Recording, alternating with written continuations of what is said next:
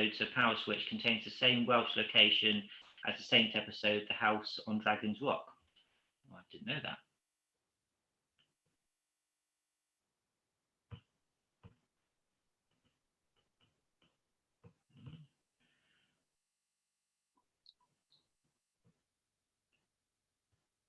Yeah, he thinks it's the Stwellan Dam. I hope I'm saying that correct.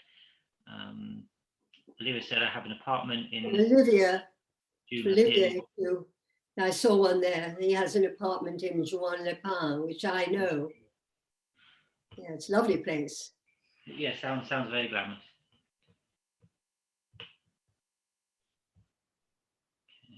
So I think we're probably pretty much all here. I'm just going to see if I've got any emails from Ray or anything to see how he's getting on.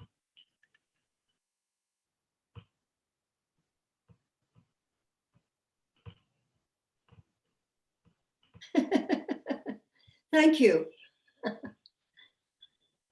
I've been invited to Juan-le-Pin whenever I want to. Oh, well, that was a nice offer. I just thanked him.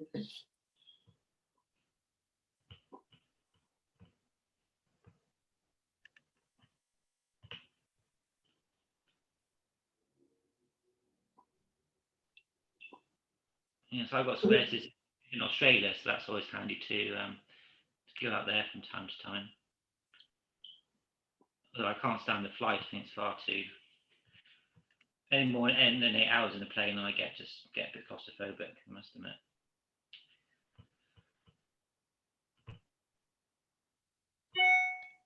Oh, he just said Juan-le-Pin is in the first scene. Oh, right, yes, that must be where the... Well, I didn't know that because I had never been to Juan-le-Pin then. I went later on, some years later. So I didn't know where I was at the time, somewhere near Antibes or Nice.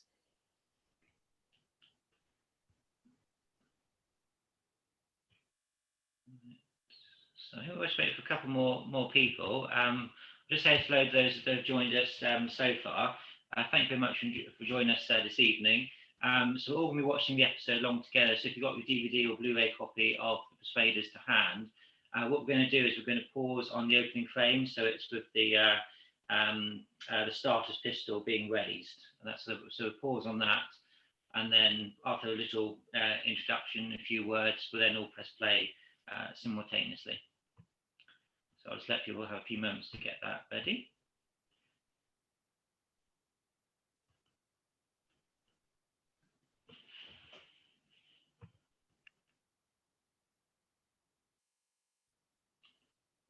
Oh yes, and Olivia said you were with Roger Moore in Antibes.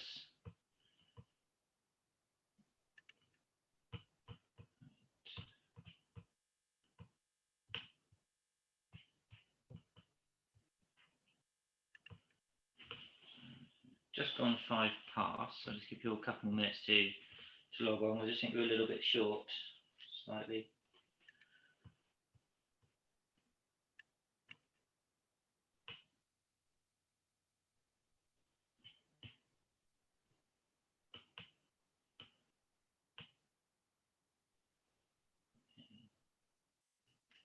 So I think what we do, so I think there's maybe a few people still left to join, but I think we're probably pretty much almost there. So if we get going, then we can obviously they can catch up.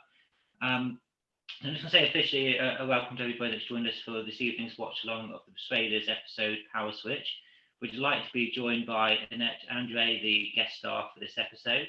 For those that might not be familiar with Annette's work, she's had notable appearances in episodes of The Saint, The Avengers, The Baron, obviously the co-star in Randall Hopkirk, Deceased. Also very high build in A Funny Thing Happened on the Way to the Forum, the Richard Lester directed film. And also Maigret with Richard Harris. With Richard Harris. With Richard Harris. Yeah. Is there any other credits you'd like me to have mentioned? Do you have anything that's particularly? Well, I was in The Prisoner. Oh, yeah, we should mention The Prisoner. Yes, yeah, of course. The Prisoner, and I mean a lot of things. I did The New Saint, an episode of that. A new Saint, an episode of The New Avengers. Yeah. you know, I'm trying to think of the ones that we're concerned with. I was just in a lot of stuff, and those things I remember, but I'd have to look at a list to remember the names of lots of the others. So those sort of the classic TV series are the ones that you remember most, and perhaps the fondest experiences of your Yes, career. well, they were the ones that happened all through the 60s, really, and they were all very popular. And they're the ones that are still here. You know, it's amazing. It's this life after death, which is incredible. So yes, I'm seeing often, you know, things like that. And I go to some of the conventions where they're mentioning a lot of these or coming because of those. I suppose you had no idea, well, like anybody, that you'd still be talking about them all these years later. Oh, not in a minute. If we'd known that, because in those days we hardly even had any merchandising. I mean, there was nothing like that. But if we'd known anything about the future, I would have kept all my scripts. I would have kept costumes. I would have had a million things I could have auctioned or shown, or we just didn't know. So very little got kept. Yeah, that's the same. Yeah, I've heard that from quite a few people involved with shows like this. They just didn't think of keeping anything. No. Really. No, I had scripts everywhere. I just couldn't move them around all over the place. So you get rid of them, you know. Yeah. Was there anything any series that you would have liked to have appeared in that you didn't?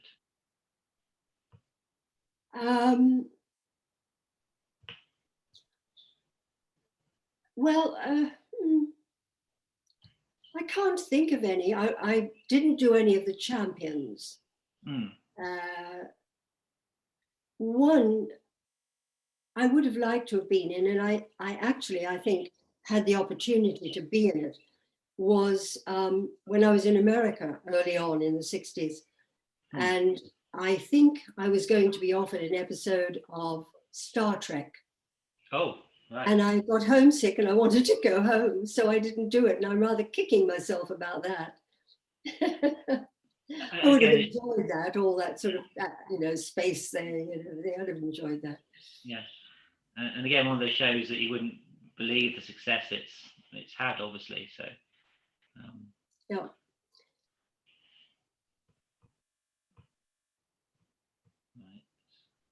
So just seeing if Ray joined us yet. So Ray hasn't joined us, but so for those of you that are watching along, one of the directors of Ran Hochhut Deceased, a gentleman called Raymond Austin, who I think a few of you have seen at my other events, is hoping to come along and just do a quick hello to Annette, and maybe just have a little chat between the two of them. So if Ray does appear on the attendee list, we might just pause the episode just to have a little chat, Sure. rather than talk over your episode or you know. Okay. I think we'll sort of do that. So I think we'll all make a start. So if everybody's got their remotes to hand, if you want to pause on the starter's pistol, I'll just do that myself. So if everybody just wants to get ready, I'll just give people 30 seconds or so just to do that. Okay, so if anybody's has any problems, just let me know. Otherwise, we'll begin in about 30 seconds time.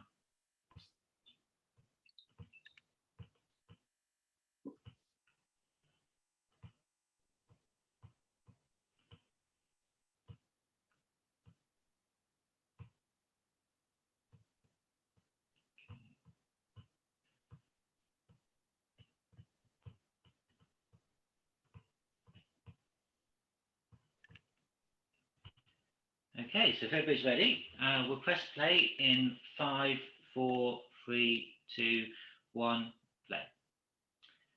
Okay, so the first thing I wanted to ask you, Annette, was how did the Persuaders come about? How did you get on the show?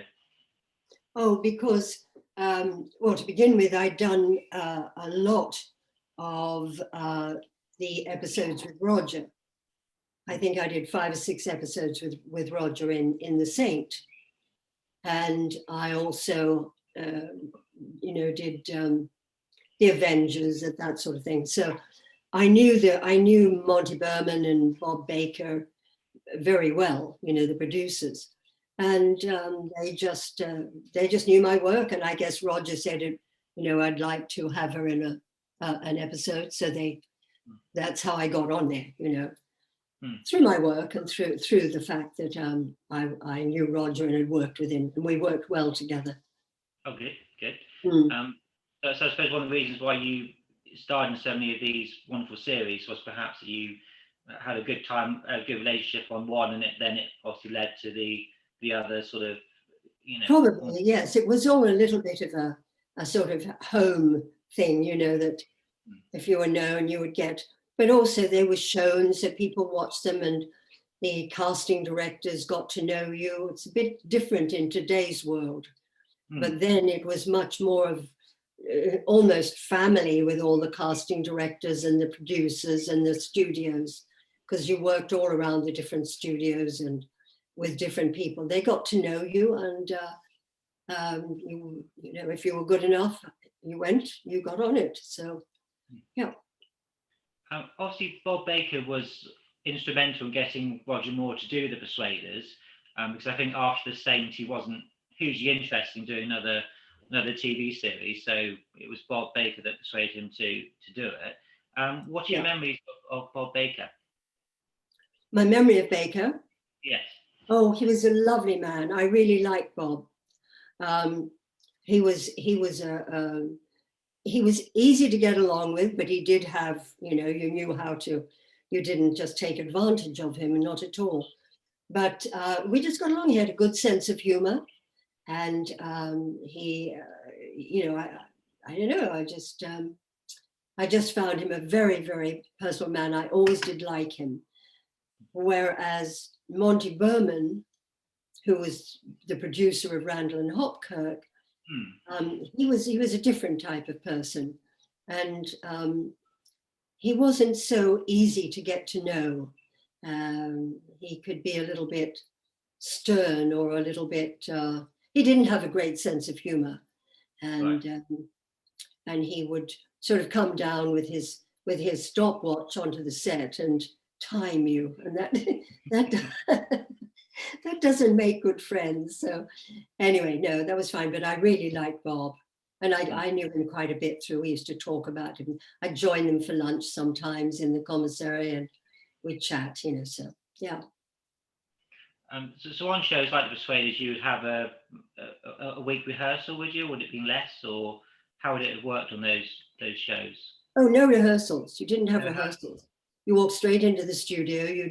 You were told beforehand what pages you were going to do, what scenes you were going to do, and so you'd study those scenes. You'd work out what you were going to do, and then the only rehearsal you'd get was if your co-actors had some time, then we'd work together to try, particularly if it was a bit of a complicated scene.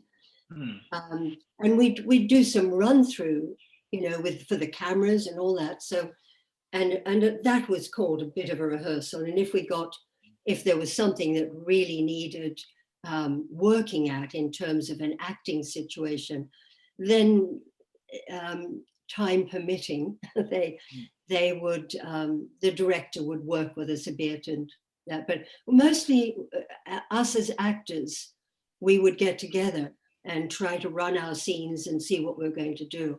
I would have loved to have had rehearsals, but we didn't, not really. When you did The Avengers with Patrick McGoohan and Honor Blackman, obviously that was done as live. Was that a different experience because it wasn't obviously on film like Persuaders or The Saint?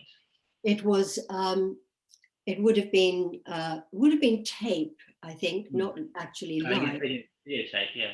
Well, in that case, we would have had some rehearsal beforehand. I can't really remember with The Avengers, but I just know that I liked Patrick a lot, and we got on very well, and he was really, really easy to work with. He you know, it was just there. You just worked with him, and it was it was delightful. I enjoyed that. So I think we must have had some rehearsal beforehand before you actually did it on tape or did it live. Yes.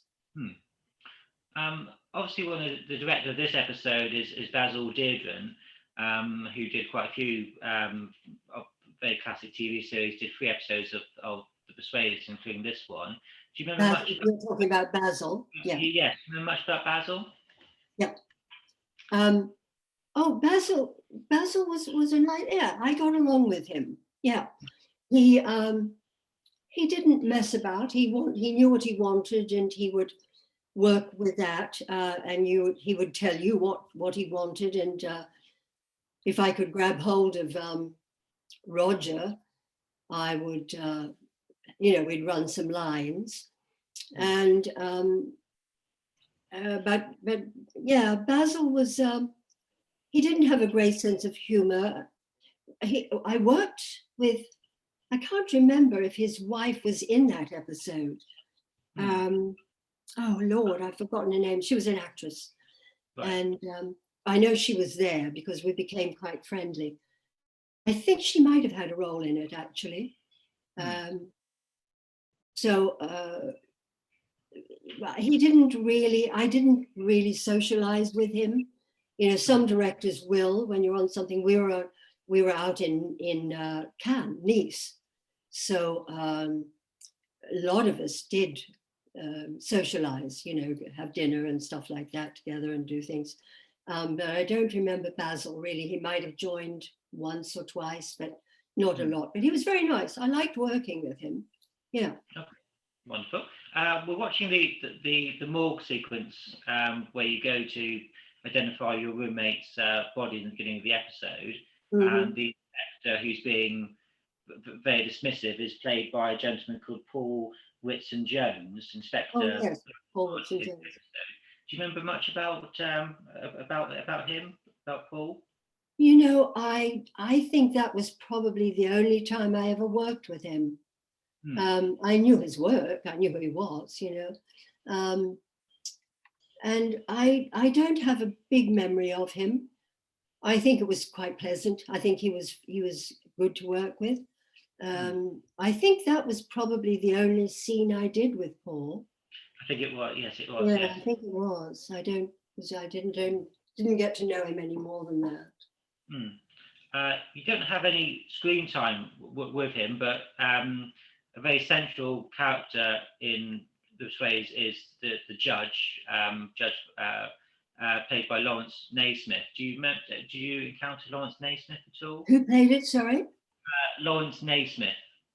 Oh yes, Lawrence. I knew. I think Lawrence I worked with several times. Yeah. So I knew him. That was fine. Melissa Stribling was Basil's wife, and she did play a role in that. I remember. I can't remember what she played, but she played a sort of harder. Yeah, she's the wife of the millionaire. So she's. That's right. Yeah, she's quite a big part that's in. Right. Yeah, that's it. Another key figure from the Persuaders is a gentleman called Johnny Goodman. Do you remember him? He was. Oh yes, now Johnny was he was involved in mostly all the series that I worked on. You know, in the back, he was the what did he do? His title was executive in charge of production, so I assume he was. No, charge of production. That's right. I just couldn't remember what he did because he went on to do something else later on, same sort of thing, but I think in a slightly higher level. And I couldn't remember what he did with the Persuaders. But no, Johnny, I knew for years. Yeah, he was very sort of he was easy to get along with to a certain extent. He could be a little tricky sometimes. I don't mean tricky in a bad way, but you know, he had a job to do, and he didn't take any nonsense. So if things weren't going for the production, he would come on and give you a bit of a bollocking. I see. Joseph just pointed out that obviously Johnny did the Saint and the Baron and those as well. So obviously this episode was mostly filmed on location. What was it like being in this lovely environment for most of the episode? In south of France? Oh, it was such a hardship. I mean, when we weren't in scenes, I would be lazing on the beach, reading books and talking and chatting, and then we'd all gather around for lunch, good lunches. And no, it was lovely. I thoroughly enjoyed it. I really did. And I think we were there for 2 weeks. And then I stayed on about another week or so, just for myself. But I stayed with them all, and we socialized and did. And I had a wonderful time. But also it was, I enjoyed it because of Tony, senior moment. Oh, Tony Curtis. Curtis, that's it. Yes, Tony. I really enjoyed working with him. He, are you up to that scene? You wouldn't be at that scene yet. Which scene are you? With Tony Curtis, and I remember it was in something like a conservatory or somewhere where there were plants and things. I mean, there were several scenes, but I'm thinking of one in particular. You haven't quite got there yet, but I'll make a note to ask you about that when we get to it. Yeah. You have encountered Tony Curtis in the Morgue scene with Roger, of course, at the beginning. Yeah. We're currently watching a lovely little cameo from Lionel Blair, who plays the dancing instructor. Oh yeah, Lionel was in it, wasn't he? Yeah. That's right. He came over to do with a bit of the help us with a bit of the dancing or something. And yeah, I remember Lionel. I knew very well. Yeah. Lovely. Because at the end, obviously, you do a little dance number at the end briefly. So yeah. he sort of would he do the choreography for? Well, I was supposed to be a go-go dancer, I think. Yes. Anyway, it was funny because I had quite an interesting dress on. You know, one of the things we used to wear in the 60s and 70s. I think I had big sequins or something all over it and whatever. And there I am trying to do the go-go. Who was I dancing? It wasn't Roger, was it? I think at the end you might be dancing with Roger and Tony. I think at the very end. It was a bit of both. Yeah, it was a bit of both. Yeah. But Lionel looks like he's having fun in the episode. Did he actually do the choreography, or was he just playing the part? Did you ask me a question then? Oh, yes, sorry, I was just saying that you mentioned Lionel Blair. Did he do the actual choreography for the dance? Or Yes, he did. Yeah.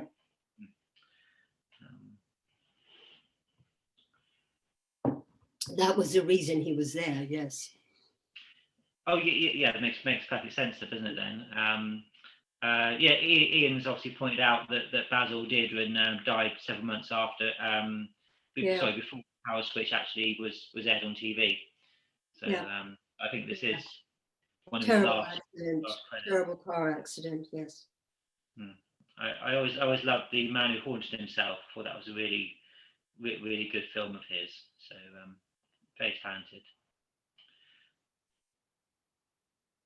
So what was it like to work with Roger? And because obviously Roger, you worked before with on the Saints, so and also Roger directed you as well. Yes. Yep. And were you asking me what I felt about Roger? Yes. What your memories of your times with Roger? Oh wow, he was probably one of my favorite people to work with. We spent a lot of the time laughing. Which didn't help the production too well, particularly in the one he directed me in, The House on Dragon's Rock, because there were some very funny moments there. And he had the most wonderful sense of humor. And I do too, actually. So when we got together, it was usually a lot of laughs. and if he had a few minutes or something. I remember on one of them, he had a few minutes, he was off the set and I was off the set. And we had a competition and I said, okay, you know how to tell jokes a lot. And he said, I said, all your jokes, they come running out. I said, if I name a letter from the alphabet, I bet you can't tell me a joke on it. So I said one letter or something. Like, sure enough, he comes out with a joke with that, something to do with that letter. And we did it a couple of times. And then finally I said, I've got you. Z. He came up with a joke that had the person in it, the thing, it was actually a zebra, about a zebra. Well, I mean, we just died laughing because I said, I can't trick you. I can't trick. No, I liked working with him. You know, when he had to be serious, he was. He was also very kind. And he was a gentleman to work with, which was really, didn't always find people like that, you know, not amongst the actors, not when they were working, but he was. And he did help me out a couple of times when I had a really terrible director in one of them. And Roger actually came to my, wasn't my fault. The director just blasted me. Oh gosh, I don't know, because I dried on a line. And Roger actually took a hand and he said, oh, don't worry, I'm here with you for the whole episode. And then he went and had a word with the director, who didn't yell and scream at me again. Yeah, but he was very kind and he gave me advice on a lot of things. You know, when I went to do Randall and Hopkirk, he advised me how to deal with being involved in a complete series, which was very helpful to me, very. Because obviously, Roger being an actor and then going into directing, we always say that actors make good directors because they understand fellow actors. So Roger was a good director as well as obviously an actor. Yeah, he knew, you know, he knew what he was doing, and he did it quickly and he did it well. I mean, in something like that, he worked very well. I don't think that given something that may have been much more complicated, I don't think that was Roger's thing, but he knew how to do these episodes, anything like that, and he was good at it. Yeah.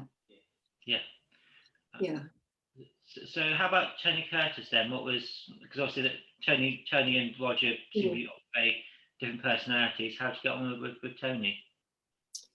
Tony and Roger, I didn't see a lot because I only had that one episode and I did work with Tony somewhat.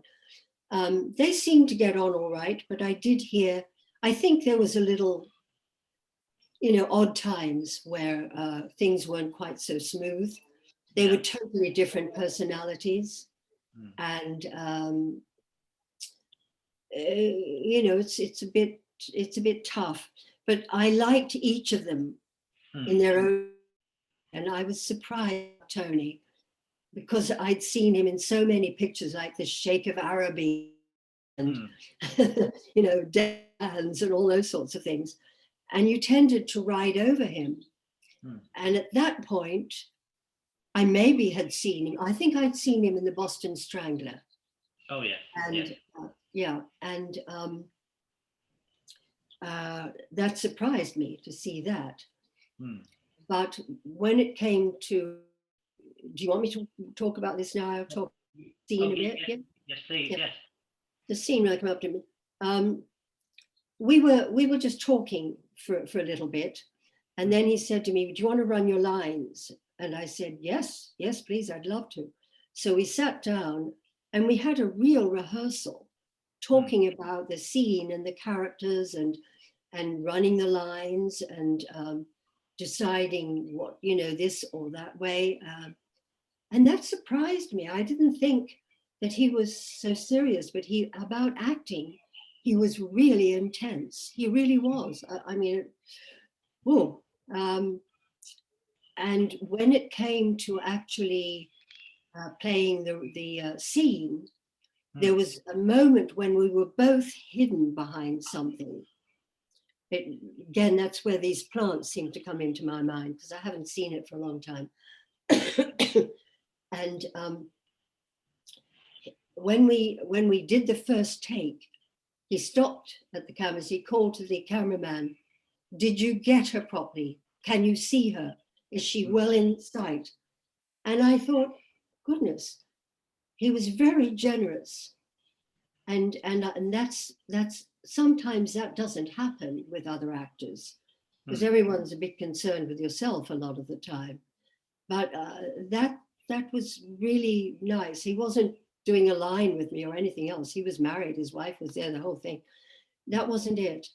And then we talked somewhat later on, and we were talking about acting, and that's where he really went into quite deeply into the art of acting. And I thought, people don't know this about this man. They all take him for this, silly sort of characters. When this man's got enormous talent, which he proved in later in other movies, Sweet Smell of Success and Lord knows how many, then he was absolutely wonderful. Oh yeah, absolutely. I'm just going to, so everybody's just watching along, I'm just going to ask everybody to pause the episode just for a moment, just because Raymond Austin's now logged on, so I'm just going to promote Ray so you can see him on the screen. He's just going to say a quick hello and just a little chat with Annette, and then we'll get back to the episode. So I'm just going to promote you to panelist, Ray. Give me 1 moment.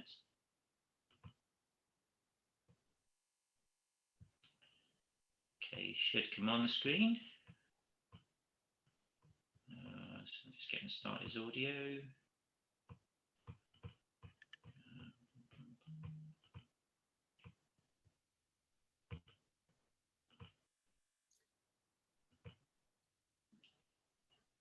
Okay, we should get him on. I hope to get him on fairly soon.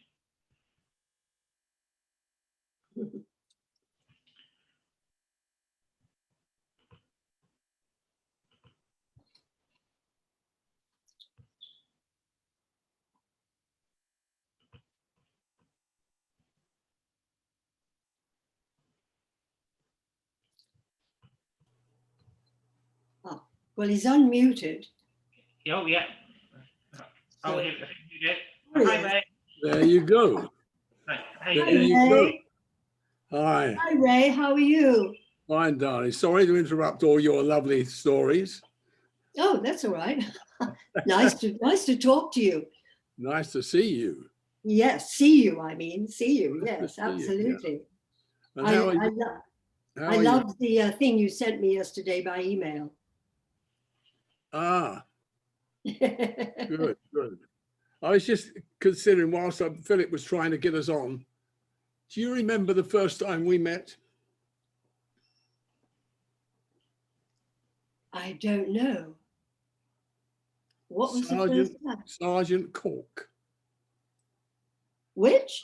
Sergeant Cork, 1963. Really? Oh, yes. Yeah, you were doing a Sergeant Cork. I was doing the stunts on that with John Barry and Brian Clemens. It was on the show as well. Oh, I had a wonderful thing in Sergeant Cork. I don't know if you know. No, you probably weren't there. I can't remember the producer's name, the little man who sat up in the box.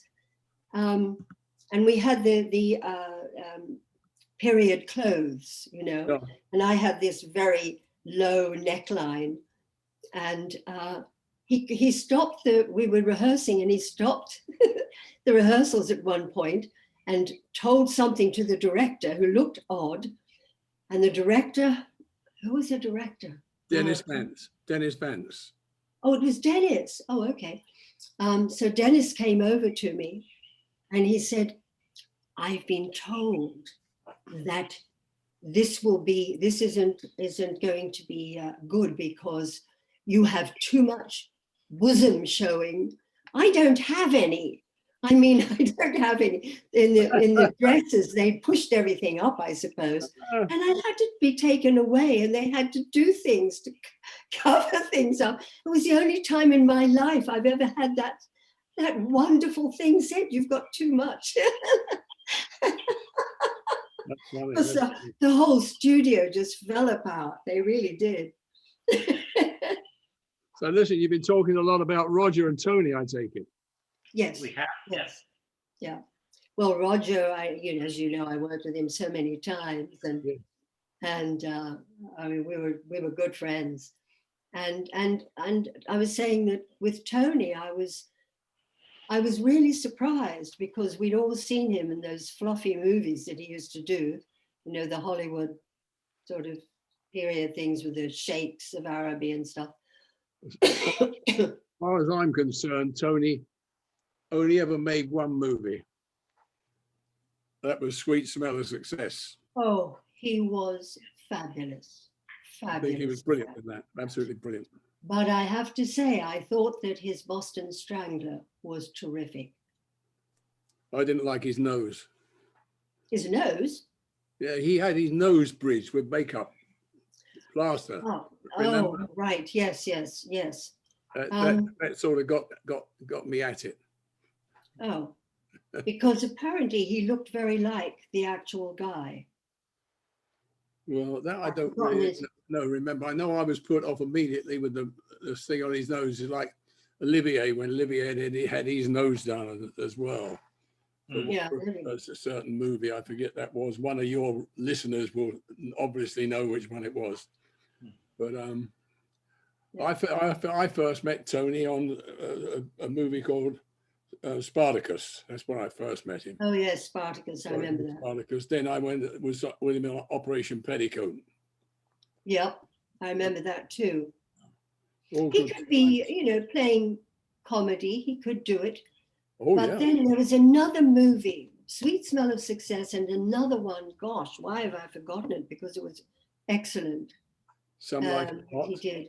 He had the ability, with the right material, to be really good. And I found that when I first met him, surprising. And we became involved in quite a deep discussion about acting and the theory of it. And he was wonderful to work with. He really was. He was also very good in Sweet Smell of Some Like It Hot. Some Like It Hot. That's the other one. He was brilliant. He was very good in that, except he fell out with Cary Grant over that. Oh, really? Yeah, well, Cary didn't want him to do his voice. Oh. And they never spoke again. Oh, really? Because when he was a young man, as Bernie Schwartz, he used to send Cary email. Not email, fan mail. Email. And when he was going to do the movie, he said to Cary to do it. And Cary, which I can do with Cary's permission, which I always used to, Cary said, I don't want you to do me. So he said, why? I said, I don't want you to do me. I tell you that now. I don't want that. I love you. I think you're lovely, but I don't want you to do me. Oh. And Tony went against it, and that was it. That's a shame, because everyone knew he was doing Cary Grant. Exactly, so did Cary. And it's yes, and it just made it really fitted. It worked very well. When I first met Cary, Cary called me on the telephone first of all, and he said, I understand you do me. So I said, well, yeah. He said, well, do me. So I did him. I said, hello, how are you? Yes. He said, yeah, very good. He said, don't do me too often. And he rang off. I bet there's something you didn't do with Cary Grant. What's that? You didn't go cycling on a tandem with Cary Grant in Central Park, because I did. Good for you. Good for you. Because I can't ride a bicycle. And there were a couple of us there, and he said, we all want to go cycling. I said, I can't do it. He said, come with me on the tandem. And we did, all around Central Park. It was wonderful. It's great to see you, because you did a New Avengers of mine. Yes. And then we did all the Random Hopkirks. Hopkirks, yes. There was something and I else. think there were a couple of others too. We worked together a few times. Yeah. Yeah. Yeah. I always enjoyed working with you, because you'd come over and have a bit of a chat and a laugh, and then you'd be serious and go off again. you know.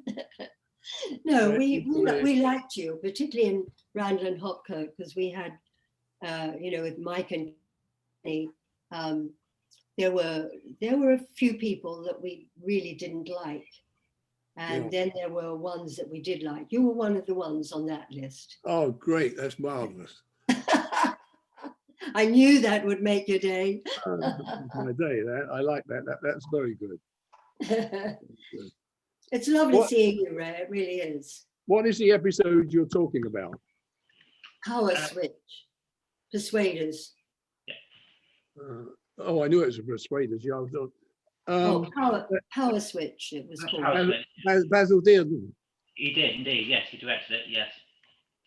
Yeah, Basil Dearden. Did you know Basil at all, Ray? Oh yeah, I knew him. Yeah. After he directed the Persuaders, sadly he passed on. Yes. Very soon after that. Yeah. I knew his wife. I knew his wife as well. His wife used to be in some of his shows. She's in this episode as She was well. in, yeah, I became quite friendly with Melissa, actually. Yeah. Oh, was she in your episode? Yeah, she's in this one. Yeah. Great. Yeah, it's a shame Basil passed away. Oh, I think The Man Who Haunted Himself was a really great film that Basil did. So it was a huge loss when he died so young. Another person in this episode that you both might remember is Leslie Crawford. Very well. Very well. Les Crawford used to be Roger's stunt double. Yes, he was. You know, Les Crawford, except when I was doing a scene with Roger always elected to fight me himself. He didn't worry because he knew he wasn't going to get clipped.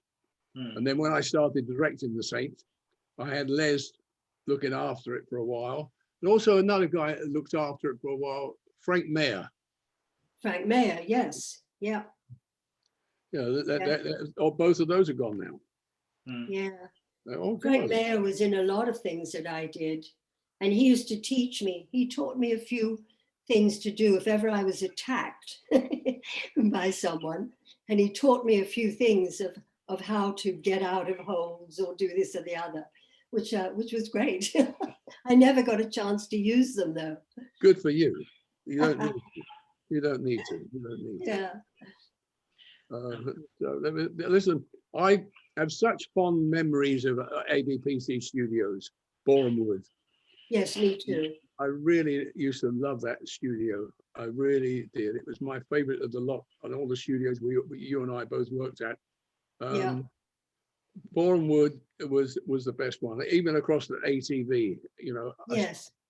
Yeah, I liked it too. I spent about 12 years there. Well, I'm probably the same. same. Like home. Yeah. I'm probably the same. I used to be backwards and forwards across the road, and then as you know, I started directing with the Avengers, and I spent a lot of time there as well before I ever got on an aeroplane and came over here. Yeah. Yes. What year did you come over here? I can't remember. An offer by Quinn Martin. Oh, you worked with Quinn Martin. I told the story, didn't I, Philip? I think you did. Yes. Yeah. Targets. There was an Avengers called Targets with Joe Lumley, which Dennis Spooner wrote. And Brian and I went across to see. Brian went across to see Quinn Martin, and I went with him so that we'd go down to Patrick at Palm Springs. And I didn't know it, but Brian had brought over the episode of Targets to show Quinn Martin because Quinn Martin wanted to do the Avengers. And after he's seen it, he said, "I love this show." He said, "Who directed that?" And Brian said, "Ray Austin." He said, "He's sitting outside in the waiting room." And Quinn Martin came out, introduced himself, and 300 hours of television later, here I am. My husband worked for Quinn Martin quite often. Arthur Weingarten, he's a writer, producer, and he worked with Quinn quite often. First show I did with Quinn was Barnaby Jones.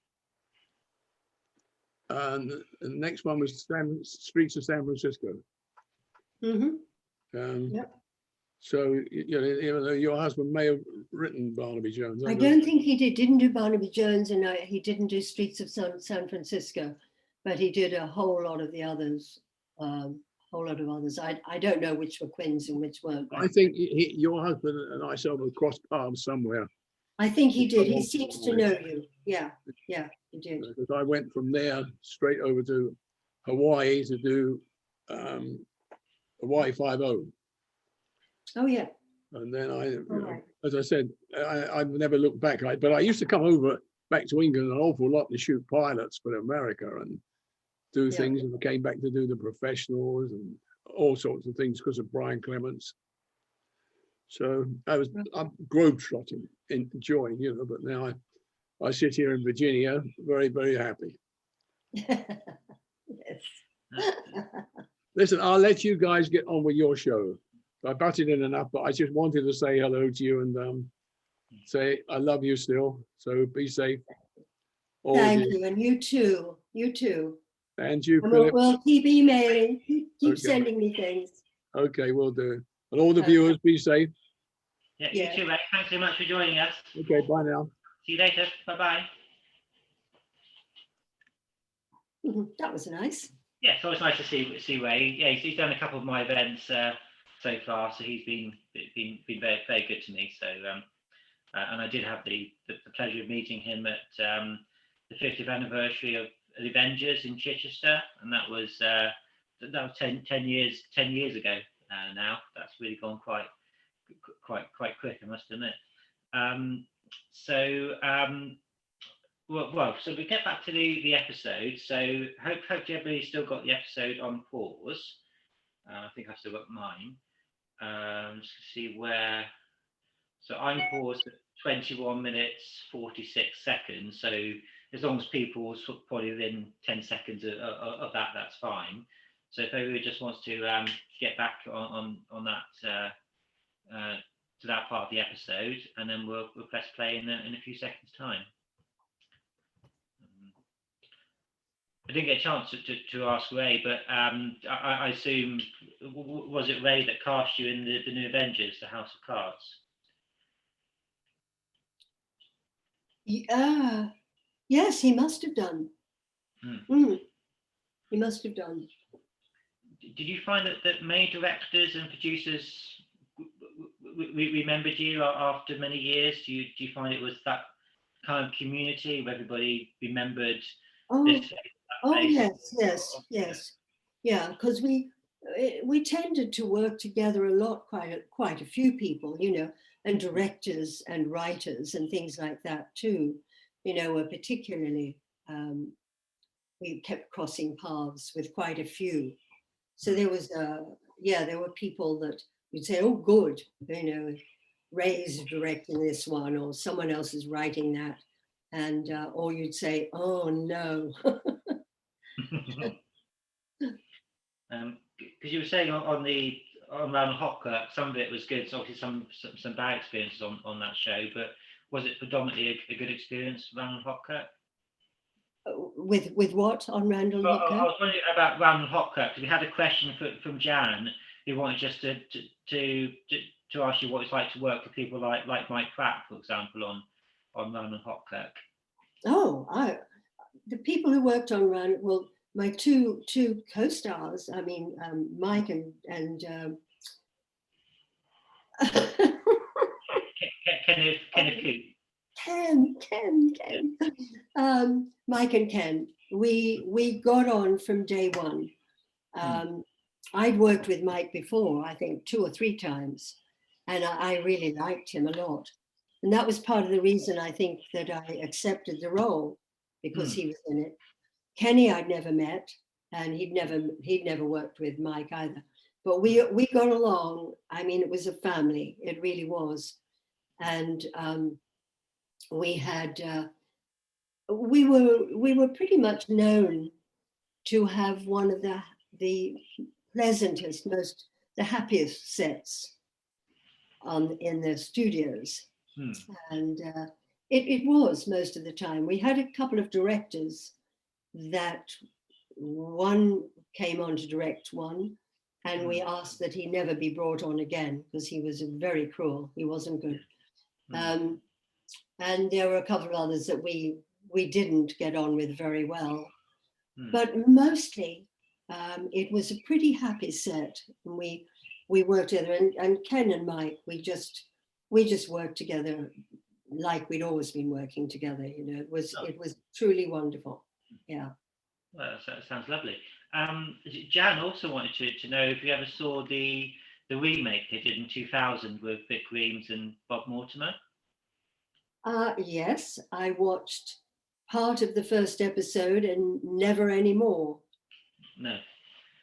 I really felt, I didn't mind that they were making a rerun, but I just thought it was so wacky and not what it was about. No. And it wasn't meant for two comedians. No. Yeah. So no, I thought it was, and it didn't work anyway. It wasn't successful. I mean, it did run for 2 series, so I assume the first series was relatively successful. And at that time, I hadn't really seen the original, so I was able to just come as it as a fresh thing. Right. I remember, you know, enjoying it probably for what it was. But of course, if you compare it to obviously your original, then of course it's completely different. But completely different, and not in a good way. No. But hopefully the nice thing was that people may have been introduced to Round the Hopkirk and may have then watched the original, and so that you might have got some new fans through the yes. I've had quite a few comments about that. Yes. So I think we'll get back to the episode. So if anybody wants to press play after 5, so 5, 4, 3, 2, 1, play. So we're currently watching an actor called Terence Alexander, who plays a character called Matthew Crane in the episode. Do you remember Terence Alexander at all? I remember the name, and I'm not remembering a lot about it. Because it's one of those. It's been a long time since I've seen this episode, so parts of it I remember very well and the general run of things. But if it's coming down to little pinpoints and who was in it, because I spent most of my time with Roger and Tony, and most of my scenes were just with Roger and Tony, and then a couple of other characters. So I don't remember a lot about those things.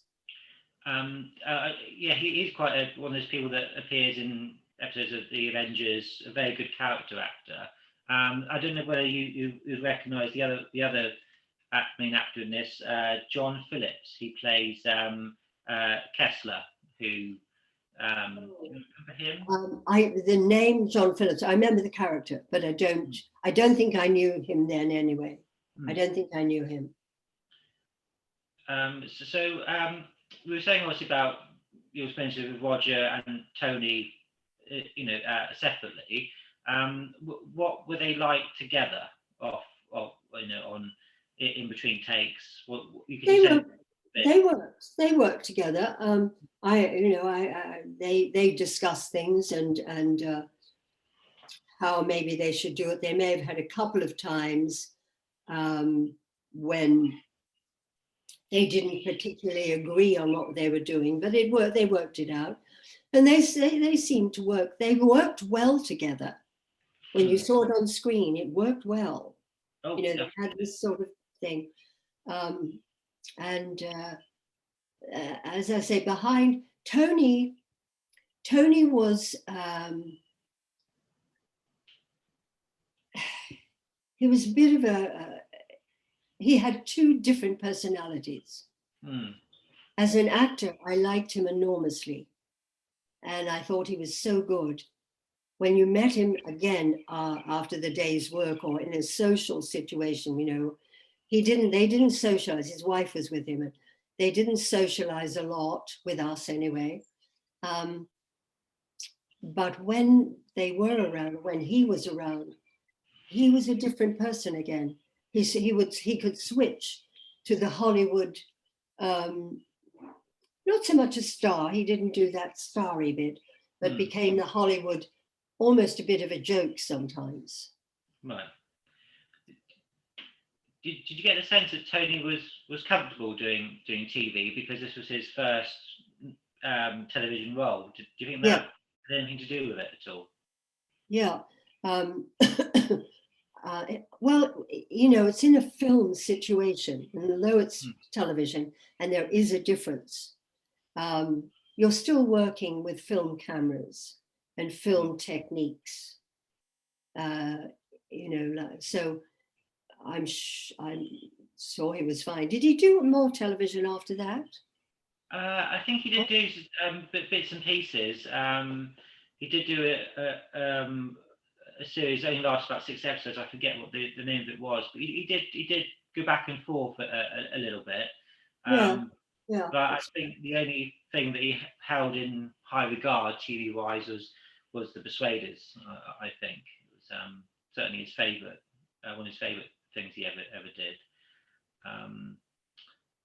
So I just wonder about in terms of your character. Did you have much say in terms of, say, for example, your outfit, your hairstyle, anything like that, or was it all kind of well, yes, I did have a lot of the wardrobe people knew me. I'd worked with them before, whatever. And it wasn't that it was a character role or had to be dressed in a particular way. So I was given some choices, and the dress that I wore all the way through it really was my choice.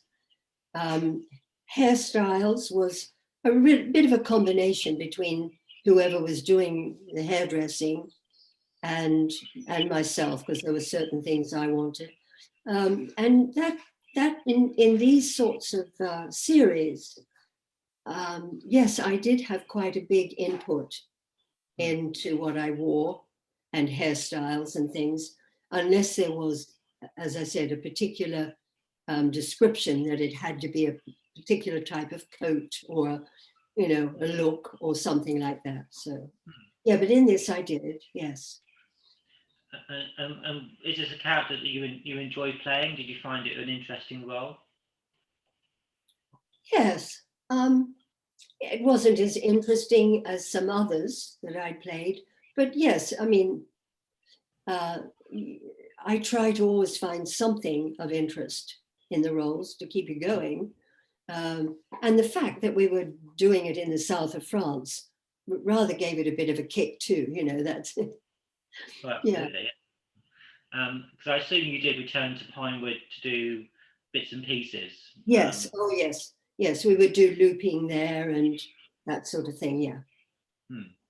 And how do you find things like looping, and do you enjoy that part of the process? Yes, I didn't mind looping. Sometimes, I mean, it can be quite difficult, just depending what the situation is, and the timing. That's the. But I used to quite enjoy looping. I was quite good at it, except that I remember, and I can't remember in what it was in, but there was one thing I was looping, and whoever was directing it was very impatient, and it was a bit upsetting because it made me lose my rhythm, and I was having trouble with picking it up, and they can throw you. I mean, a director can really put you off and cause you a few problems. I can't remember what it was, but I know I thought, oh, I hope I don't have to loop with him again. But most of the time I enjoyed it, yeah. So I did hear that Tony Curtis wasn't a fan of that kind of, that part of it. And I think he very famously walked off out of the studio during a looping session. I think he had a problem with the producer, Johnny Goodman. So I think... maybe, yes. I knew that there actually were a few bumps that I didn't myself come across, but I did hear about. And yeah, I think probably Johnny could be difficult if he wanted to be. And it just depends, yeah, if he liked it. I guess sense of toning can be difficult as well. So I suppose them both meeting together sometimes. Yeah. Can have Yes. a problem. But as you say, it was a good experience. It was a good friendly set. It was. Yeah. Yeah. So I was just wondering, so you're saying you didn't remember too much about the other supporting actors in the episode, but were they all very professional? Did they all got on quite well? I take it with you and the other. Yeah. Some of them you don't really get to know very well. And some there may be one or two people that you've worked with before, so you have a chat with them or whatever. But you don't always get to know everybody who's on it, and you don't always get to mix with them. On the other hand, sometimes you do for some reason or another. So I didn't actually get to know a lot of the other actors on that, the ones I didn't know. I mixed with Melissa Stribling, and I mixed with, Roger, and there were a couple of the others who was on. I'm trying to remember. No, I can't remember. I really need to see the episode again to bring back all the memories, but I couldn't get it on my thing. So, because you mentioned obviously that Les Crawford obviously working on obviously this was one of his acting roles. Did you get a sense that he enjoyed being in front of the camera as well as doing the stunts? Did he seem to have a good time on it? He was happy doing what he did. I liked Les. I used to talk to him quite a lot. And in fact, one day I had the day off, and for some reason he did too. And he said, I'm going up to Monte Carlo. I said, I've never been to Monte Carlo. He said, okay, get your things, jump in the car, and we went up to Monte Carlo for the day. I didn't gamble. I don't think we got quite that far, but it was interesting. And then driving around the, oh God, my memory, what's called the drive around there, which is a bit hairy. You're right on the cliffs on the coast, and the Corniche. And he's, of course, a very good driver. That put the wind up me a bit. But no, I had fun. And Les I liked. I used to talk to him quite a bit, because we'd find ourselves sitting down or waiting or doing whatever, and Roger might be involved in doing a thing. So a lot of the time, because I worked with him, of course, in some of the other, like in the Saints that I did.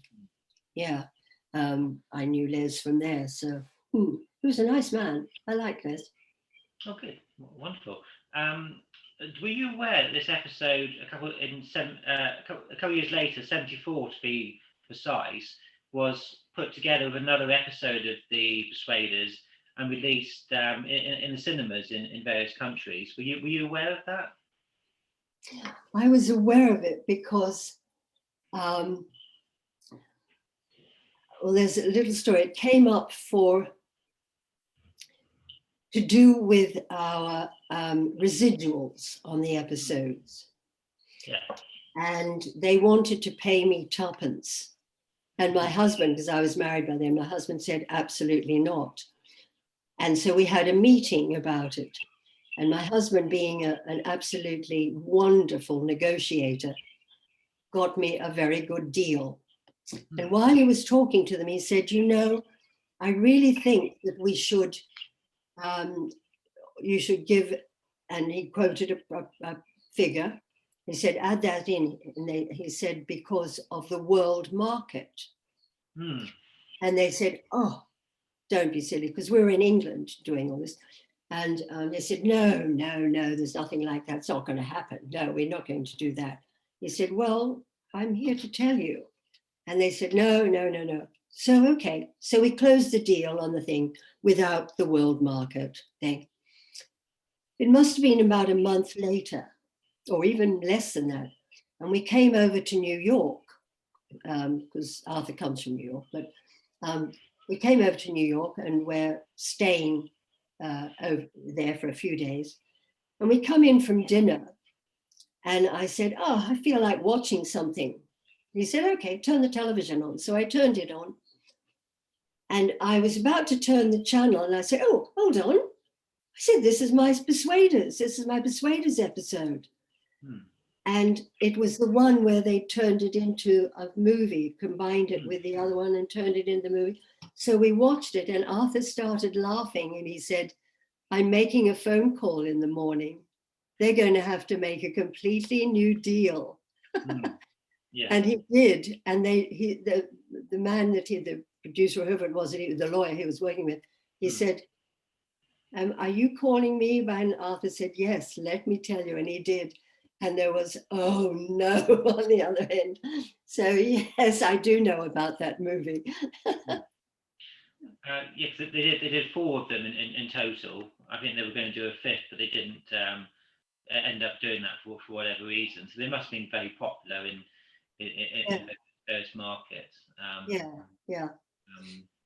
I think the same was a missed opportunity that he never did a proper movie of the Persuaders with Yes, it would have been good. Yeah, it would have been.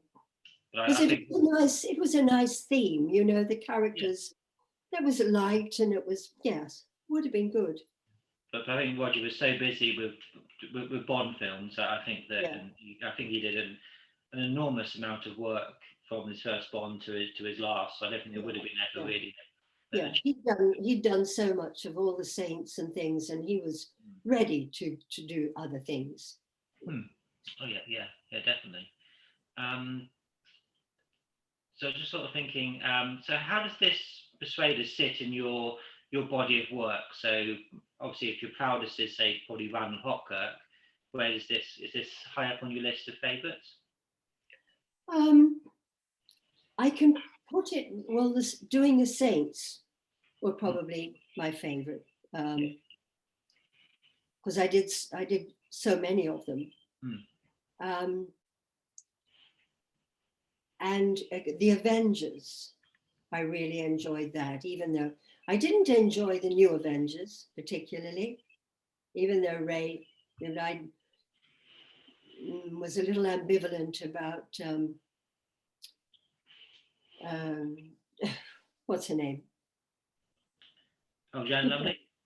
Yeah. Joanna, yeah. And I don't know, I didn't really enjoy that episode, not working. But no, I think the Persuaders are on my list because,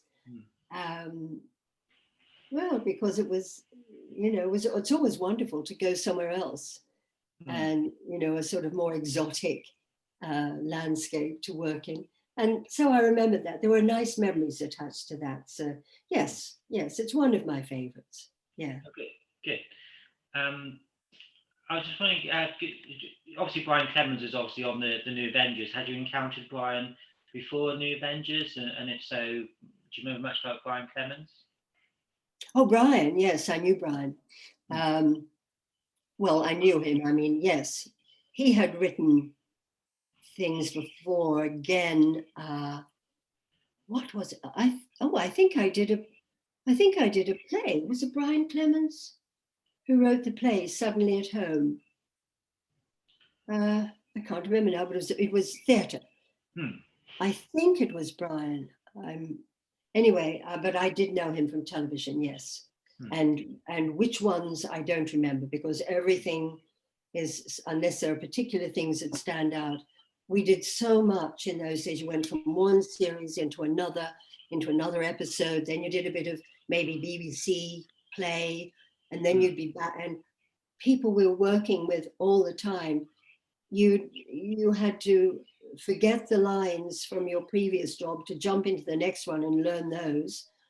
And you had a whole set of new set of people. So unless they were friends or you did work with them fairly regularly, it's very hard to remember a lot of people, which is awful, but it is hard. Yeah.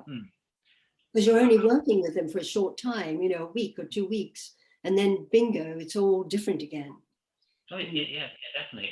So you've obviously done some stage work. Do you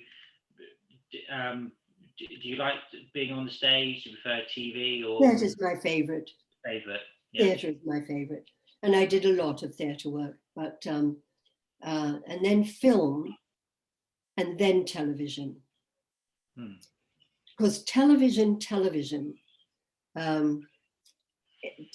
used to be when, of course, they recorded it before it was actually filming. Filming made it a little better. But when you recorded television, I found it a very cold medium. It was, you had to be, it wasn't artistic, it was mechanical. Because, you know, you had to hit a certain spot and be there. And you do in filming too. But it's to me, filming is a more continuous experience, even though you stop and start and stop and start. Television was just not quite as fluid. And so it's probably that sort of filming, television, where you're recording, I liked it. I enjoyed everything I did, but not so much. But when they started filming television, then you're working in a slightly, you're halfway to actual film. Yes. I think the early Doctor Who's are a good example of where it was recorded on videotape, and it was basically done as a live performance, although it was obviously recorded. Oh yeah, yes, a bit of that. There was obviously no cutting, and it was a straight through sort of thing. I had done a lot of live too, because that's how I started with live television. There wasn't anything else. And that's actually, I don't think you realize, I don't think you're scared until you do filming and then you do something live. It's terrifying to do live. It really is. Is it nicer in the respect though to do it all quickly, and because obviously it's very similar to the theatre, it's a continual performance. Is that easier? Well, in the theatre, you're doing a continuous performance. You're continuing with your character and everybody else, and you're involved. You're actually doing drama. There is enormous difference between theatre, recorded television, film, television, and film. Theatre and film are worlds apart. Yeah. But you need the craft from both, particularly theatre into film or theatre into television. You need that craft. Because I think there's obviously, as you say, they're related, but obviously there's lots of differences, and some of them quite subtle. And some of you watch some episodes of Doctor Who and other shows like that, and they get obviously very big theatre names, and they have problems adjusting the performance to TV. Occasionally you have that. So yes, you have to. Yeah, yes, it's there are definite techniques to every single one of these things, mediums, different mediums, and you've got to be. I must admit, I've been through all of them, including radio, and it's 5 different techniques of how to act, but it's wonderfly interesting. Obviously, there's lots of radio plays that obviously still get made, especially there's lots of Doctor Who dramas, and if you've ever worked with big Finnish productions, they do loads of full radio dramas. So they're, you think the radio might perhaps take a back seat these days, but of course it's hugely successful. So what would be the main difference from how do you approach a radio performance versus a television, a visual performance? Radio is totally voice, totally voice, because you have no room to do any sort of moves. Occasionally, if you're emotional in a scene doing radio, you'll find yourself doing a little bit maybe of something, but you've usually got people around you and you've got a microphone. At least that was my experience. Maybe things are different now, I don't know. But and you were standing still around a microphone in a studio, but you had to give a performance. and we would have rehearsals. You'd have rehearsals, that you did have. And it's a, again, it's a technique of how to use the microphone, you know, coming into it, out of it. There are all sorts of different things that you can do. You know, speaking softly, coming away to speak louder, doing all sorts of things, which is interesting. And meanwhile, you're also giving a performance. Radio is not people think radio is easy. It is not. But it's fun. I enjoyed it. Yeah. Darren has said that the Avengers and the Prisoner from Big Finish are excellent. So there's obviously Avengers and Prisoner audio dramas that are out there. So they're always worth a look.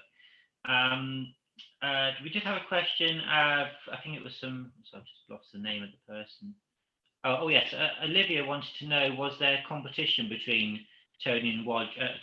Did they try and sort of one-up each other when on the Persuaders, or wasn't that sort of? No, you have two professional actors there who, for the good of the actual production, you can't afford to do that. That's called upstaging. That's called all sorts of things. You can do it off stage if you're trying to do that. But if you allow it to come on stage with you onto the floor, into the camera, then that's very unprofessional. Oh yeah. So yeah, I mean, you can have all those things going on. You can be absolutely screaming at somebody, then have to walk into the set and do a performance where you're, you know, having a love scene or something or other. And you may hate that person. You may have just screamed at them or whatever. You've got to come in and you've got to be something else. So no, they were too professional to show anything if it was. And there were times, I think, yes, there are always times where you're at odds with somebody, and you can't show that when you're working. Otherwise, you wouldn't work. Oh no, especially a long run like the Persuaders, you naturally have days where you fell out and, you know, got into each other's nerves as it would be in any other role. So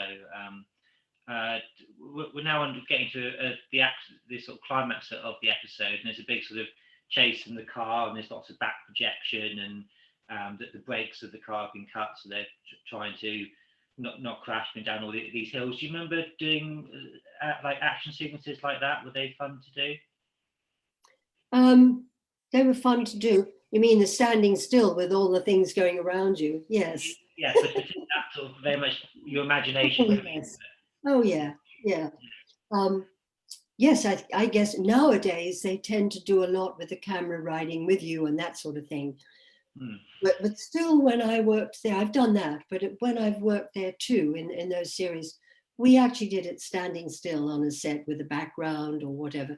And you're driving a car and you're trying to work out which way you're supposed to be turning the wheel and but it's it's again, you know, these are all techniques that you need to learn, and a lot of it. Yeah, there's a lot in it.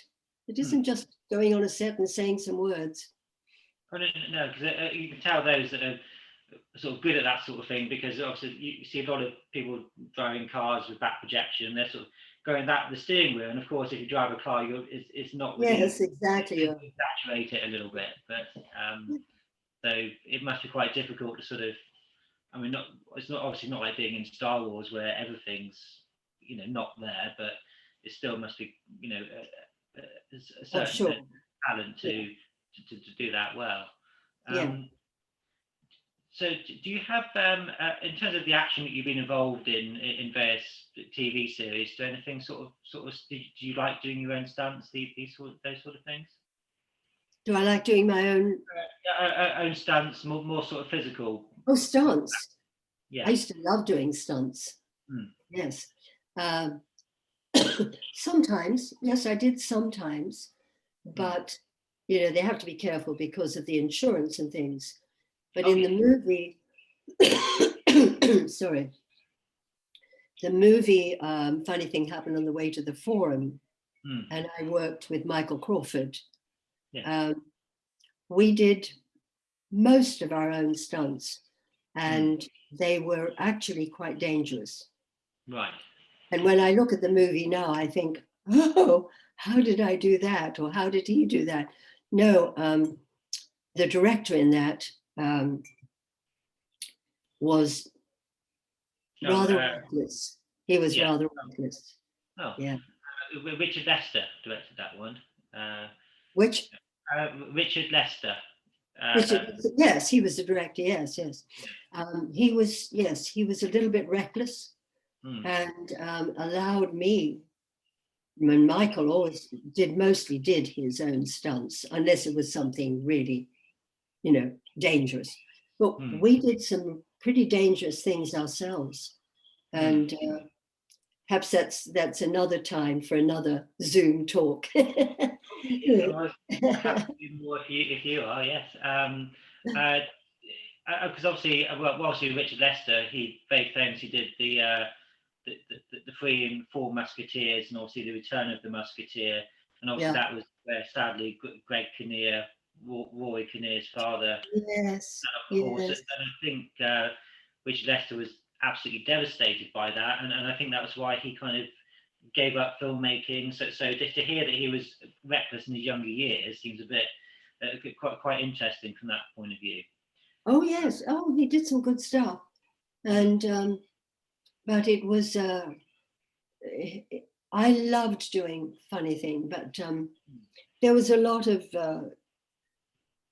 production problems, and Dick was he wanted to do things his way. The producer wanted to do it. It was all very mixed, but I enjoyed it, and I liked Dick. And I loved the cast. And the cast was wonderful. Michael and Zero Mostel and Michael Horden and Kinnear. Roy Kinnear was in that. Oh yes, yeah. And it was interesting. I mean, 6 months we were on it, and it was we did. I think about it. In fact, I've had people now, particularly my husband, he said, I don't know how they allowed you to do those things. He said, where were the insurance companies? He said, you'd never, ever, ever be allowed to do that now. Oh, no, definitely not, no. I want to know, one of the producers on The Persuaders was Terry Nation. Did you have... Oh, yeah, Terry. Yes, I didn't know him well, but Terry Nation was around quite a lot. I mean, I think, he sort of appeared in different things, so he was around for quite a bit. But I didn't really know him. He was more behind the scenes, and you didn't always get to know everyone. You knew the names, and probably said hello, but didn't really. Johnny Goodman I got to know quite well over the years, but not many of the others, no. I was wondering, Malcolm Christopher was the production manager. Would you, again, probably one of those names that you put people that you knew, but probably not well, I'm guessing. Who was that? Did you name him? Malcolm Christopher. Oh yes, Malcolm Christopher. I remember. Yeah, I did a few things with him, and yes, I knew Malcolm. That I did know. Yeah, we talked. He was a pleasant man. I think he very recently passed away, I believe. I think it was only a matter of weeks ago, I think it was. Oh, really? Okay. I believe. Unless I'm thinking of somebody else, I'm pretty sure it was Malcolm that passed away. I did have a question come in from Ian. He wanted to know, how did you find the experience of working on American TV compared to the British television? Well, I really only did one thing in America. Yes, it's Guns of Will Sonnet. Guns of Will Sonnet, yes. And actually it was quite different because it was an hour show, and it was done in a week. It was an hour show and was done in 1 week, whereas it took us at least 2 weeks to do an hour, at least 2 weeks. Also, what startled me was we were running lines and working, positioning for the camera and doing our walkthrough for all of that, and little rehearsal thing. And at the same time, there were people running around in the background, which you were aware of, but didn't really take too much because you were doing your own sort of rehearsal. And I suddenly realized when we stopped rehearsing, it was, again, names today to be really bad with me, but the director of that suddenly said, okay, we'll do a take now. And I said, take? Well, we've just done the rehearsal. I mean, and I suddenly realized that all the lighting had been done while we were doing the rehearsal. Whereas in England, at the time, you would walk through and do the rehearsal, and then you'd sit down and your stand-in would go while they lit the set and did all that, and you'd have time and you'd chat and run the lines and do all that. Whereas there, you've actually got to know the lines and do your little rehearsal, because when you finish that rehearsal, you're ready to go. And that took me by surprise. It was a different way, and I did find it a little bit, again, as I say, mechanical. It also placed, and you thought, oh gosh, haven't got time to act. I've got to actually be here and do something. Yeah, but it was good. It was good. And I would have liked to have done more in America. But I never, by the time I moved over here, of course, it was, several years ago.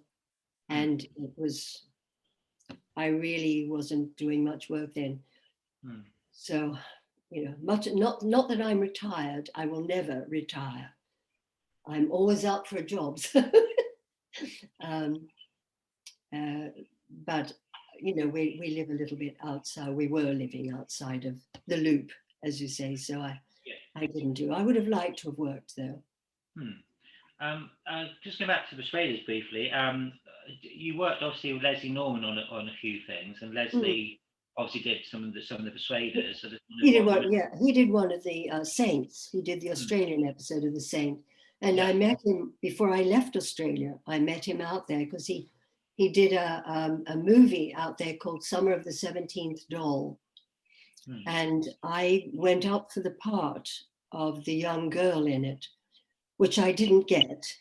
But he wrote me a lovely letter saying, if you should come to England, when you do come to England, get in touch with me. I would like to work with you. Oh, I love and I did call him and things, and then eventually we did work together on that Saint episode. Yeah. Oh, that's wonderful. Yeah. Another key figure, of course, with the Saint was Roy Ward Baker. I don't know if you remember him. Roy Ward Baker was one of my favorite directors. He was such a lovely man, very gentle, very lovely, and I probably only worked with him maybe 2 or 3 times, but he did a good job, as a director. He did a good job, and he was just lovely to work with. A really nice man, a gentleman. He was a gentleman. Yeah. That's wonderful. As you wrap up now, Annette, do you have any additional memories of Persuaders or any comments on it before we bring it to a close? No, because I think we've done it all, really. I did rabbit on a lot about the episode beforehand and what I liked about it, and there's not much else to say really that I can think of. I just enjoyed doing it. I had a wonderful time, and I just found it. One of the key things was finding Tony Curtis so interesting. Yeah.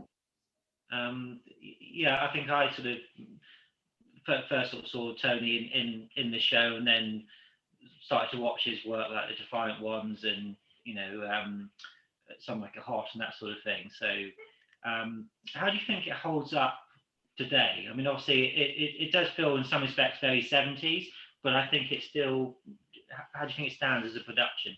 Quite honestly, I think that several of the series that we did over there, including the Persuaders,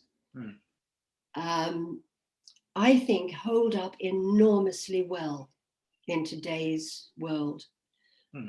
If you look at it, the productions were really good. They were.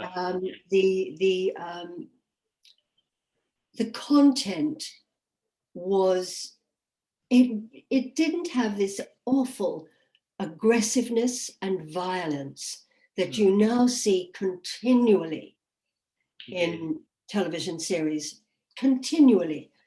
And I find it hard to think of, I mean, there are a few which are very good, of course there are, but in the main, I find all I can think about when I think of modern television series, to me, they all appear to me in black and white, because there is so little color in them. And nothing, and it just radiates aggression and violence, sex. I mean, sex is, I don't mind sex, that's fine. But I think today it's got to be in everything, or it just doesn't work, so they say. And I think that it's become boring. And how bad is that, you know? And in terms of costumes and clothes, you rarely see color and design and fashion that is really interesting. It's all the same somehow. Whereas back then, look at the color we had and the variety of things. And there was often a little note of comedy would come, like the Persuaders, which had lovely comedy in it, as well as the drama, like ours, Randall and Hopkirk, like The Saint. There was room for some comedy. Now, it's either got to be comedy or drama. You can't mix the two. And we've lost a lot. I do think we've lost a lot in today's world. All they want to do is get a lot of things done and get them out into the market. And the more violence and the more cruelty and those things, I'm sad about it. The occasional, some of the things are wonderful and you enjoy those and you think, what a pleasure. But no, I think these are almost incomparable in many ways. And I don't think they've dated very much.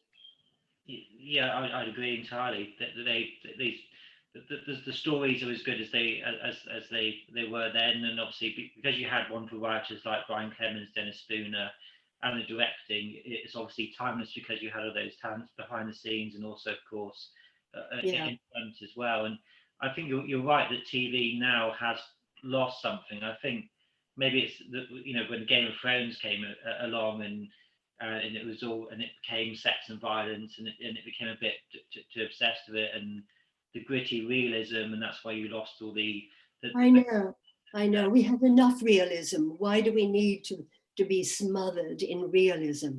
I just saw a little note there, a little thing from someone saying, "You're quite right, Annette, about all of this." So thank you. I have seen quite a few of those, so thank everybody. Thank everybody for their little input. That's lovely. Yeah, thank everybody for their comments tonight. And really wonderful to read them. I'm going back to the colour. I think maybe it was because obviously in the 60s, and even, especially in the UK, black and white TV was very much up until to 1969. Doctor Who was still in black and white. So when you hit 1970, 71, where you have the Persuaders come along, and you have obviously Randall Hopkirk, and you have the Colour Saint, it's almost like the people are enjoying the fact that we've now got colour, and that's maybe partly why it's so vivid, and it's so, because if you look at the Persuaders, there's lots of blues and reds and yellows, and it's very warm. Absolutely. Well, actually, the colour started way back in the 60s, not the 70s. Oh yeah. And if you remember rightly, or you wouldn't remember, but I certainly do, that the 60s was where we turned everything around. And I was part of that, I'm glad to say, where we just upended everything. Myself and 7 other women not all actresses, different things. We were in a book called Birds of Britain, and 8 of us came over to America for the book, as a book tour, and also with a fashion company, because we introduced the miniskirt to America. Yes. And it was wonderful. In America, they nearly dropped dead. I mean, over here, they were, at that time, they were very sort of tight-lipped about things. And they saw us with the short skirts and the boots and the long hair and everything. They kept saying, you're going to a party or something. You're going to a fancy dress party. No, we're going to dinner. And they were all, oh my God, who have we got here? But the color was wonderful. Thank you, Lorenzo Gomez. Thank you. The color was just lovely, and we had. I mean, there was so much people's expressing things in those days. We all had something to say and do, and women were coming into their own, which was great. Women were suddenly getting their own businesses and things, and designing and doing all the things that had all been looked down on before, and women didn't do those sorts of things. It started earlier than that, but we brought it to a head, I think, and changed the world around. Oh yeah. In those sort of terms. But then, of course, it slowly disappeared, and from about the 80s or 90s, no, more probably towards the 90s, suddenly all the aggression started coming in. And I look at some things, I turn, Arthur and I would sit here watching television at night and saying, what do we want to watch? And you go through dozens and dozens of things before you see something you actually want to watch. And there are some brilliant series and things around now, but they're few and far compared to the whole sort of situation of series. Yeah, I think if you, because obviously you've got so many streaming services, so many channels, and you're quite right, it's very difficult to find something that you really want to watch. Whereas if you go back to the 60s, you've got Doctor Who, you've got Hopco. 3 channels, I think it was. Sorry? I think it was 3 channels in those days. 3 channels, yeah. And then we got BBC 4, so that was the 4th channel. Yeah. But yeah, you've got very few channels, and in those, in that decade, in sort of mid 60s to mid 70s, you've got all these fantastic shows, and obviously you still get some nice stuff made today, but the amount of and the quality that was being made at that time, I don't think will ever happen again, really. No, you're right. The quality was just wonderful. It was, yeah. That's it. And I suppose going back to quality with the Persuaders, my final thought is that obviously the Persuaders was the biggest budget TV show of the time. So obviously a very opulent show. Working on it, did you feel, oh, this is big production? Did you feel the opulence when you were there? Yes, it was. It felt like a movie. It did. And being set out in France as it was, the south of France, I mean, it just was wonderful, and it lived up. I'm sorry it didn't actually go on to another series. Yeah, it is. It could have taken another series, but I just think, some things just don't work out properly, and I don't think the Persuaders has been given as good a boost as it should have been. It should have been given more.